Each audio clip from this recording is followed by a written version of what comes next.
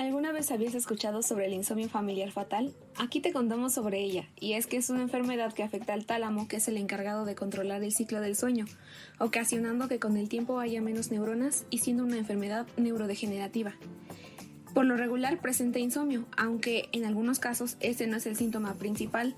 También se presenta demencia, ataques de pánico, pérdida de peso, falta de apetito y aparte una temperatura corporal demasiado baja o muy alta. Pero cuando la enfermedad empeora, genera movimientos anormales y descoordinados, denominado ataxia, alucinaciones, confusión severa y contracciones musculares y espasmos, llegando al grado de la pérdida del habla y la incapacidad de caminar. Suena muy mal, ¿no? Y esta enfermedad es ocasionada por priones. ¿Pero qué es un prión? Esta es una proteína mal plegada que actúa como responsable de enfermedades neurodegenerativas. Causas y síntomas. La aparición de este síndrome tiene lugar entre los 35 y 55 años, con una edad media de inicio a los 45. El tiempo de vida, una vez que comienza clínicamente la enfermedad, es de un año. El insomnio familiar fatal es una enfermedad priónica genética autosómica dominante causada por la mutación del gen de la proteína priónica en la posición 178, acompañada de la presencia de una metionina en el sitio polimórfico del codón 129 en el alelo mutado, C129M. Se caracteriza por ser un insomnio intratable y que dura semanas o meses. En la forma familiar, los síntomas tempranos consisten en dificultades menores para conciliar el sueño y mantenerlo. Se pueden presentar sacudidas musculares, espasmos y rigidez ocasionales. Durante el sueño, la persona puede moverse mucho y dar patadas. Con el tiempo se pierde por completo la capacidad de dormir. Más tarde, la funcionalidad mental se deteriora y se pierde la coordinación. Se acelera la frecuencia cardíaca y con esto aumenta la tensión arterial y se produce una sudoración profusa. En la forma esporádica, los síntomas tempranos consisten en un rápido deterioro de la función mental y falta de coordinación. Es posible que las personas con esta forma de la enfermedad no refieran problemas de sueño, pero los estudios del sueño pueden detectar anormalidades. Pero, ¿cómo se refleja este daño en el cerebro? La neuropatología de esta enfermedad incluye anomalías en tálamo y oliva vulvar inferior. En el tálamo se puede apreciar pérdida marcada o subtotal de neuronas, especialmente en los núcleos anterior y dorsomedial asociada con astrogliosis. No se observa esponjosis en el tálamo, pero pueden encontrarse focos aislados en la corteza cerebral y la sustancia blanca subyacente, fundamentalmente en áreas límbicas y en la capa de células de Purkinje del cerebelo. En la imagen de la izquierda se observa patrón cortical.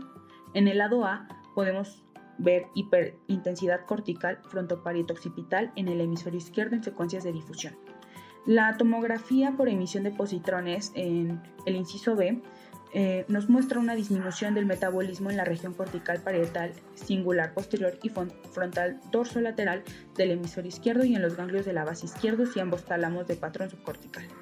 En la C muestra hiperintensidad subcortical de ganglios basales y tálamo de forma bilateral en secuencias de difusión. En la D muestra hipometabolismo cortical temporal izquierdo y subcortical, talámico bilateral en patrón córtico subcortical. E muestra hiperintensidad en la región cortical frontal y parietal bilateral y simetría y subcortical de núcleo caudado y putamen en secuencias de difusión. Y por último, en F, la tomografía muestra hipometabolismo cortical, corteza de asociación anterior y singular y subcortical en ganglios de la base. Ahora les quiero hablar un poco sobre un tratamiento de prevención. Las personas que son portadoras de la mutación que causa el insomnio familiar fatal aún tienen la oportunidad de no transmitirla a sus descendientes mediante una técnica de selección de reproducción asistida llamada diagnóstico genético preimplantacional, en el cual se pueden detectar anomalías en el material genético de los embriones, incluso antes de ser implantados en el útero.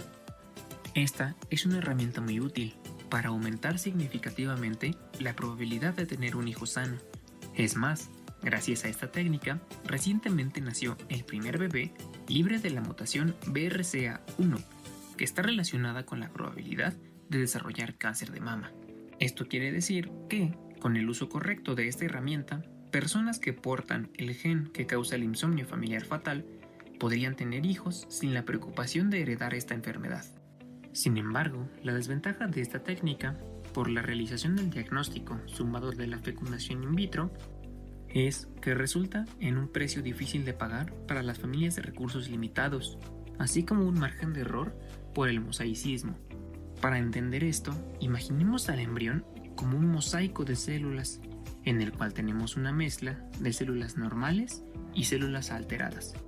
Si para el diagnóstico tomamos una célula normal en vez de una célula alterada, la prueba arrojaría el resultado como el de un embrión sano. Pero la ciencia no se detiene cuando se trata de mejorar la vida de las personas, pues el diagnóstico genético preimplantacional sigue buscando nuevos conocimientos que mejoren aún más las opciones reproductivas, con ayuda de los avances en reproducción asistida.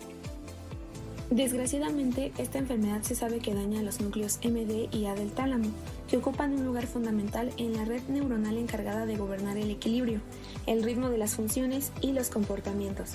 Con el análisis realizado sobre su sintomatología, las afecciones al cerebro y las técnicas existentes, podemos maravillarnos y asustarnos con la complejidad de cada célula, proteínas y codones.